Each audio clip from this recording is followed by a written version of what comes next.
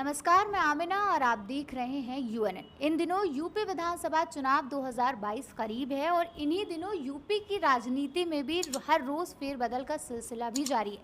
कब कौन सा बयान या कब कौन सी घटना पूरी बिसात को पलट दे, कहा ही नहीं जा सकता।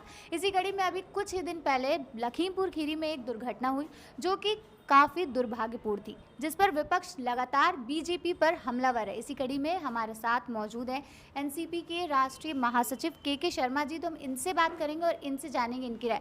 सर, सबसे पहले आपका स्वागत है हमारे चैनल में। सर, लखीमपुर केस के बारे में क्या कहेंगे? देखिए, लखीमपुर खीरी जो हत्याकांड है, ये किसी भी मामले में जलियांवाला हत्याकांड से कम नहीं है, बल्कि उससे भी अधिक विभत्स है। माननीय राष्ट्रीय अध्यक्ष शरद पवार साहब ने इस कांड की घोर निंदा की है और वो इसको देख के बड़े ही व्याकुल हैं और उन्होंने भी कहा है कि ये जलियांवाला कांड ही है। और उन्होंने भारत सरकार से, यूपी गवर्नमेंट से कहा है कि मुलजिमों को शीघ्र गिरफ्तार करके इन लोगों को न्याय दिलाया जाए। जैसे आप लोगों ने आज प्रेस कॉन्फ्रेंस रखी, उसमें एक बात सामने आई। आप लोगों ने कहा कि अगर दोषियों को नहीं सजा मिलेगी तो आत्मदाह की बात सामने आई। तो क्या सच में ये चीज़ें होंगी?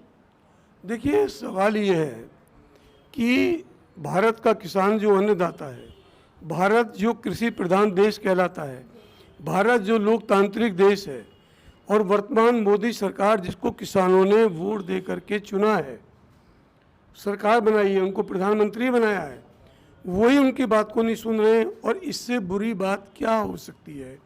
मानवता इससे कलंकित हुई है कि मोदी सरकार के गृह राज्य मंत्री, जिनके ऊपर लोगों की जान माल की सुरक्षा की जिम्मेदारी है, उनके उकसावे पर, उनके कहने पर, उनके पुत्र के द्वारा लोगों की हत्या की गई। इससे बड़ा दुखद कोई हो नहीं सकता। और प्रधानमंत्री जी लखनऊ आए, उन्होंने दो शब्द इस हत्याकांड पे संवेदना के भी व्यक्त नहीं किए। तो मेरा ये, हम लोगों का, एनसीपी का ये सोचना है कि पूरा विपक्ष इस बात को लेके भारत सरकार से दबाव बना रहा है। माननीय उच्चतम न्यायालय भी इसमें दखल दे चुका है। उसके बावजूद भी भारत की सरकार, यूपी की सरकार इस पर लिपापोती में लगी हुई है। ये दुर्भाग्यपूर्ण है। और जब हमको ये दिखाई दिया कि कोई रास्ता नहीं है, तो मजबूर होकर हमें आप लोगों के बीच आना पड़ा। और हम लोगों ने तय किया, हमारे साथियों ने, क्योंकि शरद पवार साहब का पूरा जीवन ही किसानों की सेवा में गया है। जब वो कृषि मंत्री थे तो हजारों करोड़ रुपए किसानों का कर्ज माफ़ किया, मिनिमम सपोर्ट प्राइस को दुगना किया, उनको उनकी फसल को एक्सपोर्ट करने का राइट दिया और जो कुछ भी कर सकते थे वो किया। तो वो नहीं देख सकते, हाथ पाथ रख के नहीं बैठ सकते कि किसान के साथ जुल्म हो और वो लड़ाई लड़ रहे हैं और आखिर तक लड़ेंगे। 11 तारीख को महाराष्ट्र बंद भी है किसानों के समर्थन में। तो हमने उत्तर प्रदेश की राष्ट्रवादी कांग्रेस पार्टी के लोगों ने ये तय किया है कि हम लोग उत्तर प्रदेश की सरकार को 15 दिन का समय देते हैं कि यदि 15 दिन के अंदर अपराधियों को भारतीय दंड संहिता के अंतर्गत गिरफ्तार करके न्याय दिलाने की प्रक्रिया का प्रारंभ नहीं किया जाता है, तो हम लोग, मैं स्वयं जनरल सेक्रेटरी एनसीपी के शर्मा, उमाशंकर यादव जी प्रदेश अध्यक्ष, परसनाथ तिवारी जी कोऑर्डिनेटर, अब्दुल बासी जी प्रदेश महामंत्री, हम लोग और हमारे गंगा सिंह जी, ये लोग 15 दिन के बाद लोक कल्याण भवन पर विधानसभा के सामने आत्मदाह करेंगे।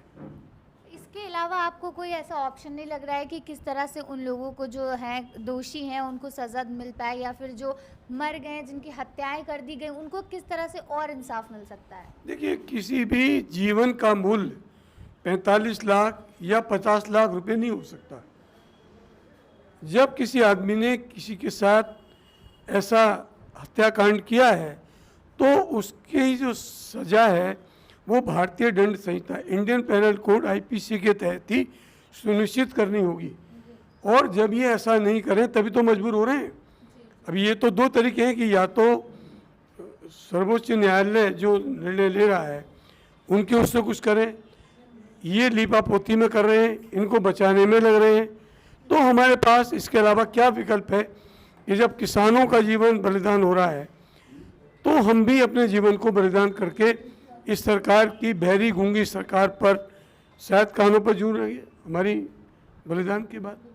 सर सबसे पहले एनसीपी थी जो लखीमपुर खीरी पहुंची थी, क्योंकि आपने देखा होगा, न्यूज़ में भी सुना होगा कि लखीमपुर खीरी जाने ही नहीं दिया जा रहा था किसी को। किस तरह से प्रियंका गांधी जी को रोक लिया गया था, अखिलेश यादव को रोक लिया गया था। एनसीपी सबसे पहले वहां पहुंचे, और क्या सर वहां का हाल था और कैसे थे उनके परिवारजन? देखिए वहाँ पर बड़ा करुणा वंदन था, पूरी तरफ हाहाकार मचा हुआ था, अफरा तफरी मची हुई थी और लोग ये कह रहे थे कि हमें तो उम्मीद थी नहीं गाड़ी हम पे चढ़ाई जाएंगी। और आप समझ सकते हैं कि किस तरीके से दर्दनाक सीन था। जिसका मरता है वो ही जानता है और जिसके परिवार होता है वही परिवार का दर्द जानता है। भाई का मतलब क्या है, बाप का मतलब क्या है, पिता का मतलब क्या है। तो ये जो बड़ा दुखद वातावरण था, जो बड़ा ही मतलब उसको देखा नहीं जा सकता था, उस विभत्स था। वहाँ पर इस तरीके से लोगों के अंदर आक्रोश था, वेदना थी और बेबसी थी। सबसे बड़ी बात यह है कि बेबसी थी और हमारे अंदर भी बेबसी थी। तो हम मजबूर होके, जब भगत सिंह अपनी कुर्बानी दे सकते हैं, अशफाकुल्ला दे सकते हैं, बिस्मिल दे सकते हैं, तो हमने सोचा कि हम लोगों को भी उसी रास्ते पे चल के किसानों की लड़ाई को लड़ना चाहिए और हम लड़ रहे हैं और लड़ेंगे। आखिर क्या वजह थी कि लखीमपुर जाने ही नहीं दिया जा रहा था?